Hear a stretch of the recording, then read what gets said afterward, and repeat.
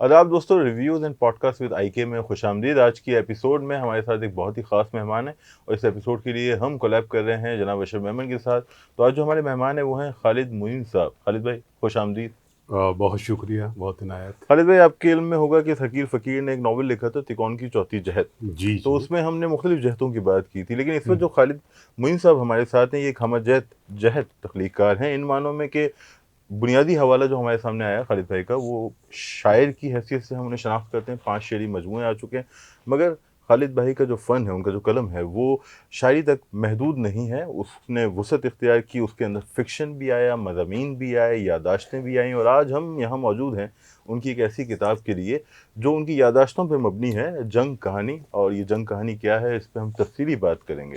मगर जैसे मैंने कहा कि खालिद मोइन साहब एक हम जहत तख्लीक़कार तो हैं ही, मगर बतौर सहाफ़ी भी ये बड़ी अजीब बात है कि इन्होंने कई जहतों का तजुर्बा किया। यानी प्रिंट से वाबस्ता रहे, रोज़नामा जंग के मैगज़ीन सेक्शन से वाबस्ता रहे, तवील वक्त वहाँ गुजारा। और ये किताब जैसे मैंने आपसे कहा, जंग कहानी उन्हीं दिनों की यादों पे मबनी है, साथ ही इंटरव्यूज़ पे मबनी है, शोबिस की मुमताज़ शख्सियात के इंटरव्यूज़। खालिद भाई प्रिंट के साथ साथ इलेक्ट्रॉनिक मीडिया से भी वाबस्ता रहे, ख़ासतौर पे जो न्यूज़ चैनल्स हैं उनसे आपकी वाबस्तगी रही। न्यूज़ जी। वन का हिस्सा आप रहे, एक्सप्रेस का हिस्सा रहे, और वहाँ खालिद भाई से हमने बहुत कुछ सीखा भी। हम इनके लहजे को, इनके अंदाज़े गुफ्तगू को कॉपी करने की कोशिश करते थे, आज भी नाकाम होते हैं। और तो खालिद भाई का जो सफ़र है वो प्रिंट तक महदूद नहीं है, उसमें न्यूज़ चैनल्स भी हैं, न्यूज़ चैनल्स के साथ साथ न्यूज़ का सेक्शन भी है, और इन पे हम कह सकते हैं इंफोटेनमेंट या इंटरटेनमेंट वो एलिमेंट भी है। तो जी कई जहतें हैं। तो मैं आपसे पहला सवाल तो खालिद भाई ये करूँगा कि इस फैले हुए सफ़र में आप खुद को किस तरह शनाख्त करते हैं? एक पर्सनल शनाख्त होती है आदमी की कि हाँ भाई, बुनियादी तौर पे तो मैं शायर हूँ, ये बुनियादी तौर पे फ़िक्शन निगार हूँ। बहुत शुक्रिया इकबाल खुर्शीद। आप खुद बहुत ज़बरदस्त फ़िक्शन निगार हैं, सहाफ़ी हैं, और अरे बस बड़ी नज़र बुज़ुर्गों आपकी से है। सीखे। तो वो जो पहला इश्क होता है ना, हुँ, तो वो तो शायरी है। बस। तो शायरी जो है वो पहला है इश्क, और बाकी मामलात बात के हैं। हुँ।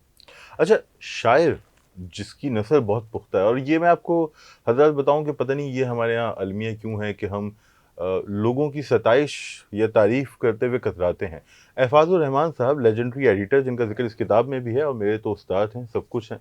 और खालिद भाई का भी उनके साथ ख़ासा वक़्त गुज़रा। उन्होंने मुझसे कहा बहुत वाज़ेह अल्फ़ाज़ में, कोट अनकोट, कि खालिद मोइन साहब की नस्ल बेहद खूबसूरत और शानदार है। और वो नस्ल एहफाज़ साहब को इतनी भाई कि उन्होंने अपने शेरी मजमूए का फ्लैप, या उसका जो दिबाचा कह लें या पेश लफ्ज़ कह लें, जो भी लफ्ज़ बरता जाए, वो आपसे लिखवाया था।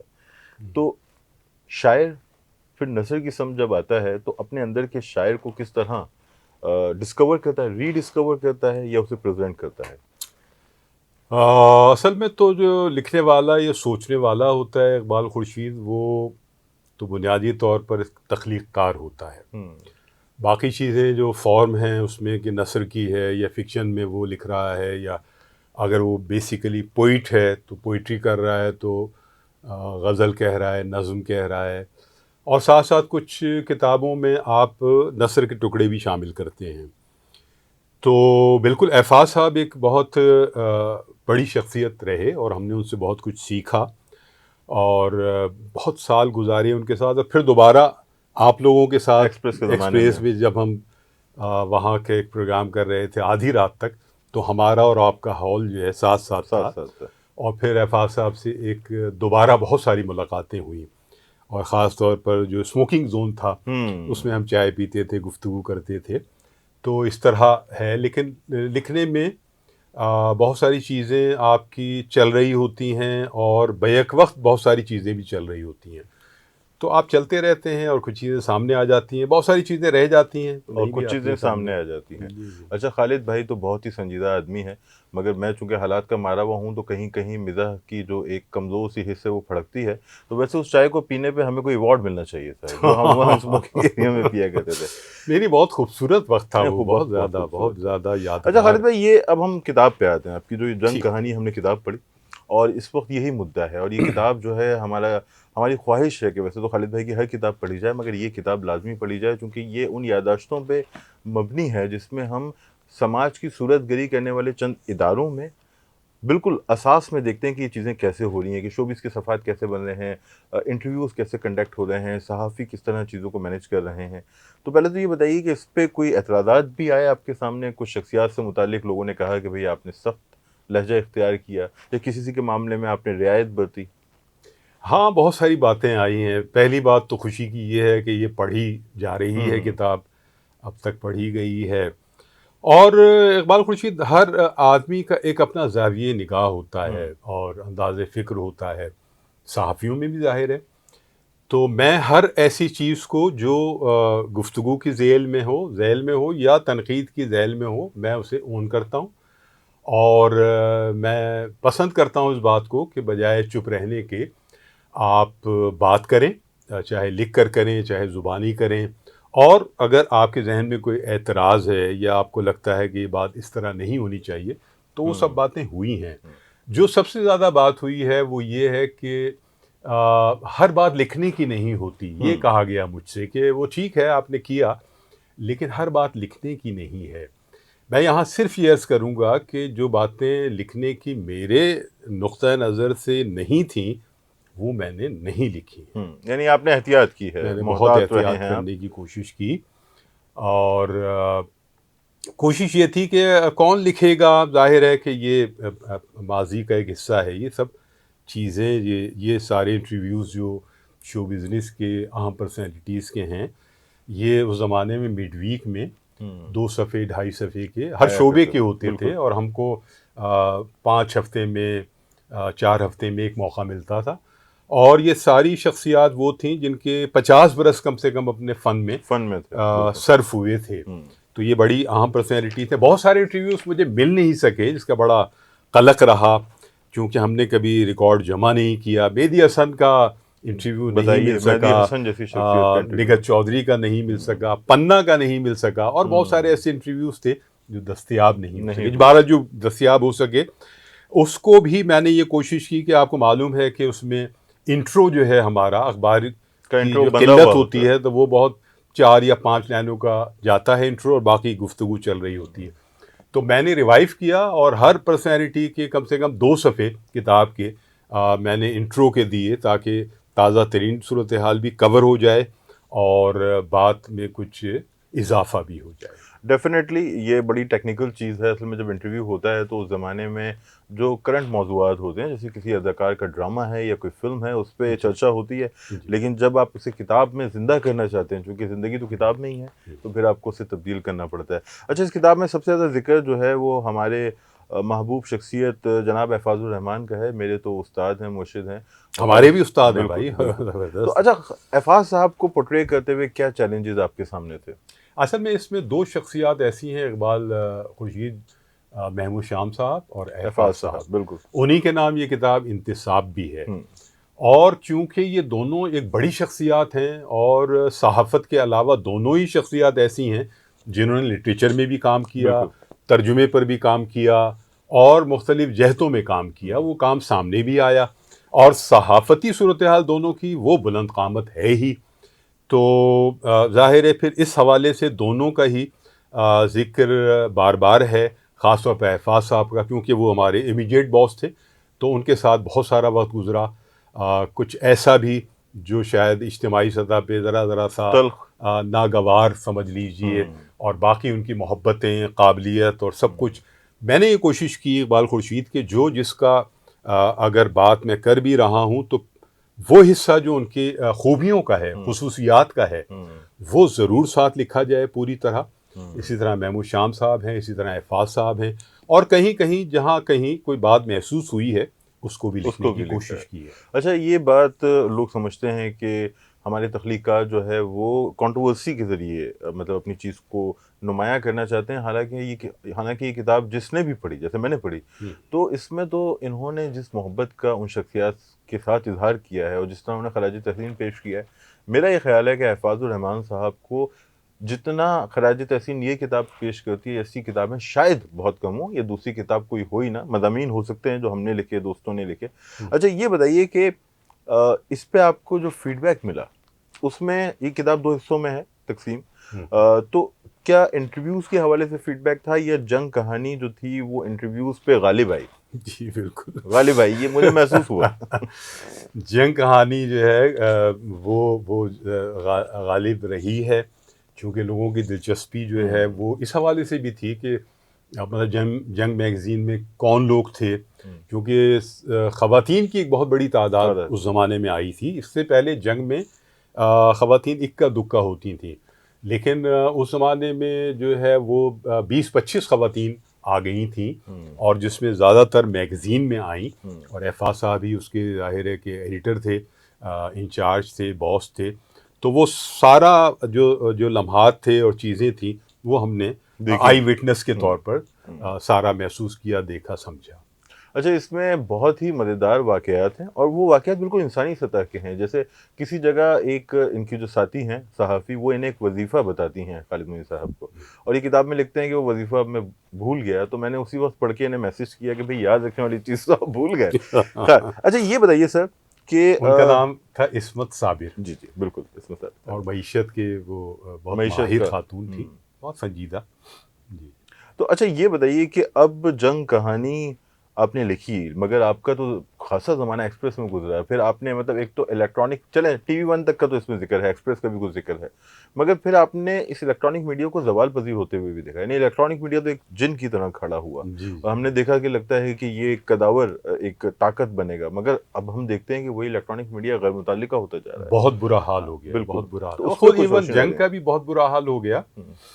کئی مہینے تنخواہیں نہیں مل رہی، اور وہ میگزین سیکشن جو کہ ایفا صاحب کے سربراہی میں 40-45 لوگ تھے صحافی، تو اب وہ سکڑ کر آپ سمجھ لیجئے کہ آ گیا ہے 8-10 لوگوں پر. اور یہ الیکٹرانک میڈیا کا معاملہ بھی صورتحال ہے ظاہر ہے. اچھا خالد بھائی، یہ کچھ ہم شخصیات کی بات کرتے ہیں جن کا ان میں تذکرہ آیا. جاذب قریشی صاحب کا ذکر ہے، تو کیسا آپ نے انہیں پایا بطور شاعر اور بطور انسان؟ جاذب صاحب سے میری ملاقات ظاہر پہلے کی تھی، جب ہم ادب میں آئے تھے تو ان کی شفقتیں ساتھ رہیں. لیکن وہ وقت جو اقبال خورشید ان کا جنگ میگزین کا تھا، وہ بہت سطح پر دلچسپ بھی تھا اور عبرت انگیز بھی تھا، چونکہ ان کا ٹارگیٹ جو ہے وہ تھا ادب کے صفحات، اور ایفا صاحب کی موجودگی میں یہ ممکن نہیں تھا. تو وہ اسٹرگل کرتے رہے، اور ان کو بہت سارے ایسے کام دیے گئے جو ان کے مزاج تو کیا بالکل ہی طبیعت مزاج اور بالکل بھی ان سے دور تھے، لیکن وہ لگے رہے. اور بہت بہت بہت بار جو ہے بہت ان کو سننی بھی پڑی، بہت ان کو دکھ اٹھانے پڑے، اور پھر وہ ایک نفسیاتی صورتحال میں چلے گئے، واپس بھی چلے گئے، پھر آئے، پھر چلے گئے. مطلب بہت بہت دقت ہوئی. تو میں نے ان سے پوچھا تھا، میں نے لکھا بھی ہے کہ جاذب صاحب آپ کیا کر رہے ہیں یہاں، آپ ہم سے نہیں دیکھا جاتا. تو انہوں نے کہا میں اپنا صبر آزما رہا ہوں. تو وہ صبر جو ہے آخر وقت تک آزماتے رہے، پھر وہ آؤٹ ہو گئے. اچھا یہ بتائیے گا کہ بڑا میں ڈائریکٹ سوال کروں گا، کسی بھی بڑے اخبار کے حوالے سے، نام ہمیں لینے کی ضرورت نہیں ہے، بڑے اخبار، ان کے ادبی صفحات کے جو انچارج تھے وہ کسی طرح مطلب اسٹیک ہولڈر ہوتے تھے، وہ چیزوں کو مینیپولیٹ کر سکتے تھے، مشاعروں کو مینیپولیٹ کرتے تھے، لوگوں کو ہائی لائٹ کرتے تھے، کچھ لوگوں کو مطلب منظر سے ہٹا دیا کرتے تھے. یہ طاقت ہوتی تھی ان میں؟ منظر سے ہٹانا تو خیر شاید زیادہ ہو جائے گا اقبال خورشید، لیکن یہ ضرور ہے کہ بہت سارے جو ادب کے انچارج رہے، جس میں جاذب قریشی خود بھی رہے، اور یہ اس سے چند برس پہلے کی بات تھی. اور یہ بھی میں بتاؤں کہ اس زمانے میں جو انہوں نے پیجز ایڈٹ کیے وہ بہت اچھے تھے، بہت معیاری تھے، لیکن بادشاہت ان کی قائم ہو گئی تھی. وہ پھر کراچی تو کیا، پھر باہر بھی گئے اسی ادبی صفحے کی وجہ سے. یہ ہوتا ہے، ادبی صفحات کے انچارج جو ہوتے ہیں وہ ان میں ایک بادشاہت تو آ جاتی ہے، کس کو پسند وہ کر رہے ہیں، کس کو ناپسند کر رہے ہیں. اب اس میں جو مجھے لگتا ہے کہ ایک کمزور آدمی جب ادب کا انچارج بنایا جاتا ہے یا بنتا ہے، تو سواری جو ہے اس پر وہ کرتے ہیں جو باسز ہوتے ہیں اور جن کا لٹریچر سے بھی تعلق ہوتا ہے. تو وہ کمزور آدمی چھوٹے سطح پر اپنے کام کرتا ہے، چھوٹی سطح پر اپنے مفادات لے لیتا ہے، لیکن جو بڑے مفادات ہوتے ہیں وہ اس کے باسز لیتے ہیں. اسی لیے کمزور آدمی کا انتخاب نہیں کرنا چاہیے. کیا جاتا ہے, نہیں کیا جاتا ہے تاکہ مفادات بڑے لوگوں کے پورے ہو سکیں, اور ہمارے دور میں بھی ایسے ہی ہوا. ایسے ہی ہوا. اچھا یہ مطلب جو ادبی صفحات کے انچارج ہوتے ہیں, مطلب انہیں لفافے وغیرہ بھی ملتے ہیں؟ اچھا. ایسے بہت سارے خطوط آتے تھے جو شام صاحب میٹنگ میں بتاتے تھے, اور وہ خطوط پھاڑ کے پھینک دیے جاتے تھے, اور مستقل یہ باتیں ہوتی تھیں کہ, اور بہت چھوٹی چھوٹی سطح پر, یعنی بہت کم پیسوں کی سطح پر غزلیں لگوانے کے الزامات اور جگہ دینے کے الزامات, اور سب یہ رہے یہ معاملہ. یہ ایسے غیر متعلق بھی نہیں تھے, مطلب بہت سارے معاملات حقیقت پر مبنی تھے. اچھا خالد بھائی, اگر میں کچھ آپ سے مختصر سوالات کرنا چاہوں جو یس یا نو کے اس میں ہوں. جی. یہ سوال کہ کراچی اور پنجاب یا کراچی اور لاہور کہہ رہے ہیں, آج ہم دیکھتے ہیں کہ جو مشاعرہ ہو رہا ہے کراچی کے اندر, میں تو شاعر نہیں ہوں مگر میں محسوس کرتا ہوں کہ جو کراچی کا مشاعرہ ہے اس میں کراچی کا جو شاعر ہے وہ شاید جو مرکزی نمائندگی ہے اس سے کہیں پیچھے ہٹا ہے, اور جو ہمارے دوست لاہور سے آتے ہیں, خاص طور پہ نوجوان جو ہمارے دوست ہی ہیں سارے, وہ زیادہ نمایاں آتے ہیں, چونکہ اب ظاہر سی بات ہے انہیں وہ مراد بھی ملتی ہیں جو ان کو میرے خیال میں محنتانہ اگر لفظ برتا جاتا ہوگا, اعزازیہ کہہ لیں, وہ ہوائی جہاز سے ٹریول بھی کرتے ہیں, ہوٹلس میں بھی ٹھہرتے ہیں, تو توازن کہیں بگڑا ہے؟ اب زیادہ بگڑ گیا ہے, لیکن یہ اقبال خورشید پہلے بھی رہا. مثلا یہ کراچی کے جو شعراء ہیں ان کی کتابیں جو ہیں وہ اپنے ہی صوبے سے دوسرے صوبے تک سفر کرنے کی ممانعت رہی ہے. مثلا محسن بھوپالی یا ایسے اور شعراء, سرچار صدیقی اور فلاں فلاں, تو ان کی کتاب یہاں سے پنجاب تک ٹریول نہیں کرتی تھی, ٹھیک ہے, اور پنجاب سے مستقل کتابیں آتی تھی, ٹریول کرتی رہی ہیں, یہ رہا ظاہر ہے.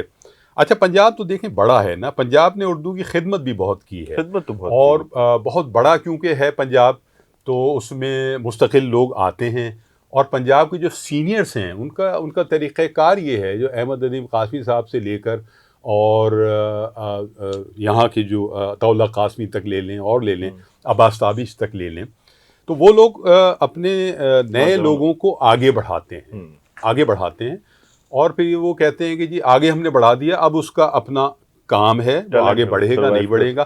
ہمارے ہاں اس کے برعکس صورتحال ہے.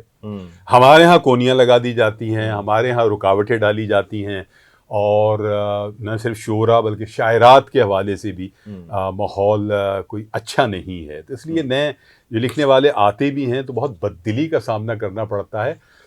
ان کے لیے واحد راستہ اقبال خورشید سوشل میڈیا ہے. صحیح, سوشل میڈیا پہ اپنے آپ کو نمایاں کرتے ہیں, اور اس طرح آگے. اچھا خالد بھائی, یہ بتائیے گا کہ یہ جو دبئی کے اندر مشاعرے ہوتے ہیں جس میں جو ہمارے ہندوستانی کیا کہیں گے اسے ڈسٹریبیوٹر کہہ رہے ہیں, آرگنائزرس ہیں, وہ ایونٹس کرواتے ہیں اور بہت اچھے ایونٹس کرواتے ہیں, مگر ایسا لگتا ہے کہ ہندوستان میں جو میلے ٹھیلے کی شاعری ہوتی ہے جو اس ڈھب کی تو شاعری نہیں ہے جیسے آپ یہاں کڑے معیارات کے ساتھ مشاعروں میں کرتے ہیں. وہ شاعری پاپولر ہوتی ہے, سوشل میڈیا پہ آتی ہے, اس کا بہت چرچا ہوتا ہے, وہ شاعر بہت پاپولر ہو جاتے ہیں. یہاں بھی دیکھ لیجئے آپ, جو لکھنے والے عوامی مزاج کو سامنے رکھ کر یا کمتر سطح پر شاعری کر رہے ہیں, آپ دیکھیں کہ وہ 2-2 لاکھ 3-3 لاکھ روپے لیتے ہیں. آپ اگر ان کی شاعری کو ویسے غور کریں یا کاغذ پر دیکھیں تو آپ کو وہی لگے گا کہ یہ انڈین شعراء جو کہ مشاعروں کے پاپولر شاعر ہیں, ویسی ہی شاعری یہاں بھی ہونے لگی ہے, وہی شاعری مقبول ہونے لگی ہے, وہی شاعری آگے بڑھنے لگی ہے. انڈیا کا مسئلہ مختصراً یہ ہے کہ وہ ایک بڑا اسٹیج ہوتا ہے ان کا, مطلب ان کے ہاں شاعر کو دوسرا کوئی کام کرنے کی ضرورت نہیں ہے. A grade, B grade, C grade اور ڈی گریڈ کے شعراء ہوتے ہیں, اور ڈی گریڈ تک کا شاعر جو ہے وہ کچھ اور نہیں کرے گا, مشاعروں سے یافت ہوتی ہے اسے, اور وہ پورے مہینے مصروف ہوتا ہے, تو وہ کھاتا کماتا ہے. اس لیے اسے جب اسٹیج پر ہوتا ہے تو اسے جان لگانی ہے, وہ ترنم سے بھی پڑھتا ہے, وہ طیت میں بھی پڑھتا ہے, وہ آسان زبان میں بات کرتا ہے, اور مجمع کیونکہ مختلف زبان والے ہوتے ہیں اس مجمع میں, تو وہ سہل سے سہل بات کرتا ہے. اور ڈرامے جس حد تک کر سکے وہ ضرور کرتا ہے. یعنی کہ وہاں خاص طور پہ دوستوں سے میں شیئر بھی کر لوں، بتایا جاتا ہے کہ ایسے مشاعرے ہوتے ہیں اس میں 25-25 ہزار لوگ موجود ہوتے ہیں، تو ظاہر سی بات جی ہے اس سے بھی زیادہ پرفارم کرنا پڑتا ہے. جی تو پرفارم تو خیر کیا یہ الزام ہے کہ جان ایلیا صاحب بھی بہت بڑے شاعر تھے، مگر جتنے بڑے شاعر تھے ان کی مقبولیت یا ان کی بقا کا ایک سبب ان کی پرفارمنس بھی تھی جی بالکل، بہت حد تک یہ بات درست ہے. میں بار بار یہ عرض کر چکا ہوں کہ جان صاحب کی ڈائری تھی ایک، اور اس پہ لکھا تھا مشاعری کی شاعری. اچھا.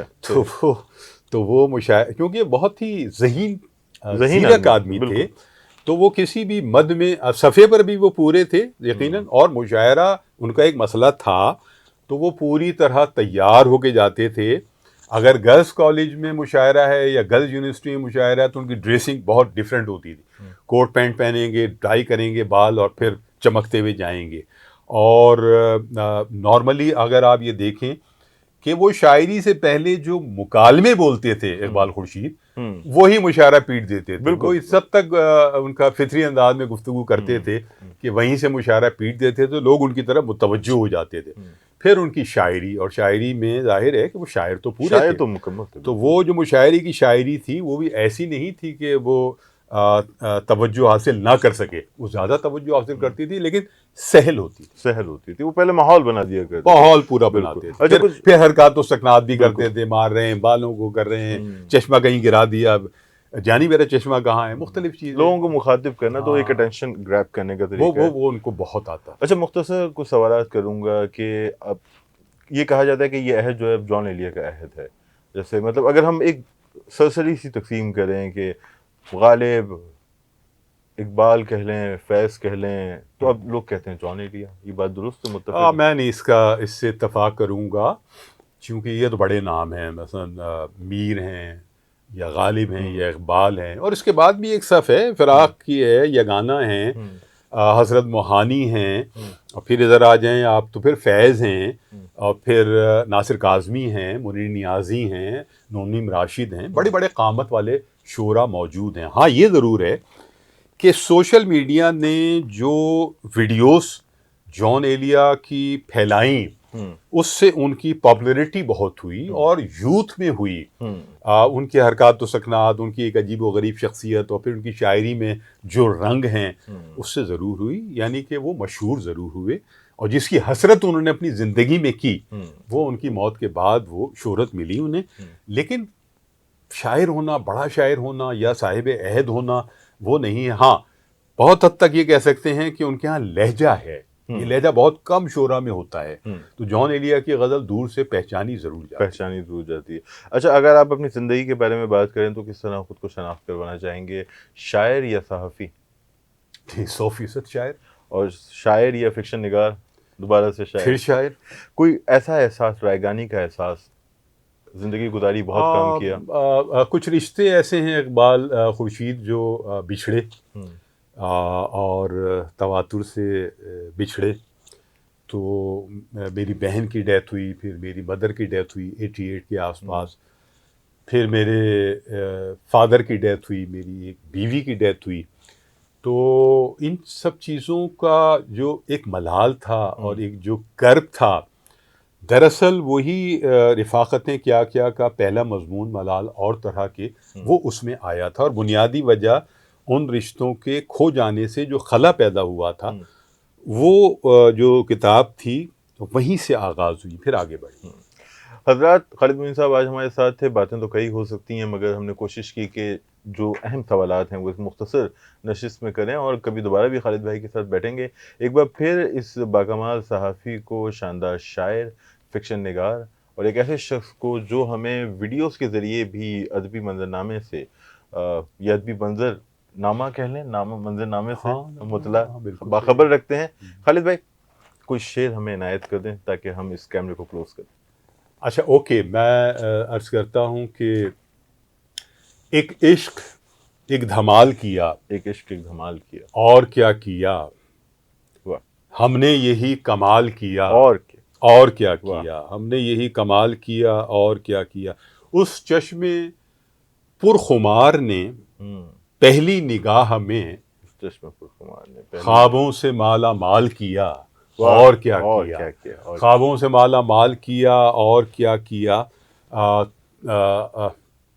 کیا کیا نہ طنز ہم پہ جواباً کیے گئے، کیا کیا نہ طنز ہم پہ جواباً کیے گئے، ہم نے تو ایک سوال کیا اور کیا کیا، واہ ہم واہ، نے تو ایک سوال کیا اور اور کیا کیا کیا، تو آستین کا آخری شعر، تو آستین کا سانپ تھا ڈستا رہا ہمیں، تو آستی کا اس پر تیرا خیال کیا واہ اور واہ کیا واہ کیا۔ واہ واہ۔ تو حضرات یہ ہے غزل کے شعر کا کمال کہ پوری کہانی دو مصروں میں سما جائے، اور اگر خالد معین صاحب جیسا کوئی شاعر ہو تو ہماری خوش نصیبی ہم ان سے سیکھ سکیں۔ دوستو اپنا خیال رکھیے گا، چینل ضرور سبسکرائب کر لیجیے گا، اور کامنٹ میں بتائیں کہ یہ ویڈیو آپ کو کیسی لگی۔ اپنا خیال رکھیں خالد بھائی، بہت شکریہ، بہت شکریہ، خدا حافظ۔ خدا حافظ۔